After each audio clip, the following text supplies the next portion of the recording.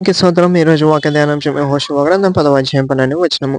యెహోవా ఇశ్రాయేలీయుల ఎదుట అమోరీయులను అప్పగించిన దినమున ఇశ్రాయేలీయులు వినుచుండగా యెహోషువ యెహోవాకు ప్రార్థన చేసెను. సూర్యుడా నీవు గిబియోనులో నిలువుము, చంద్రుడా నీవు అయ్యాలోను లోయలో నిలువుము.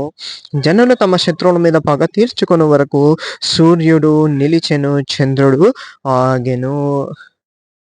చూడండి, వీళ్ళు చేసే యుద్ధము దేవుని వాక్యానుసారంగా యుద్ధం చేస్తున్నాడు. పాత నిబంధన కాలంలో అయితే దేవుడు కొన్ని మార్గాలు చెప్పాడు. వెళ్ళండి, యుద్ధం చేయండి, జయిస్తారని చెప్పన్నాడు. దేవుడే ఒకానొక సమయంలో యుద్ధం చేశాడు, వడగండ్లను కురిపించాడు, ఫిలిష్తీయులను హతం చేశాడు. కానీ ఇప్పుడు క్రొత్త నిబంధన కాలానికి వచ్చేసరికి యేసుక్రీస్తు ప్రభు మనకి నేర్పిన యుద్ధము ఏమిటి అంటే అది ఆత్మ సంబంధమైనటువంటి యుద్ధము. యేసుక్రీస్తు ప్రభు వాక్యానికి లోపడి మనము కూడా యుద్ధము చేసి శత్రువు మీద జయము పొందుకుందుము గాక. యేసయ్య నామమునకే మహిమ కలుగును గాక. ఆమేన్.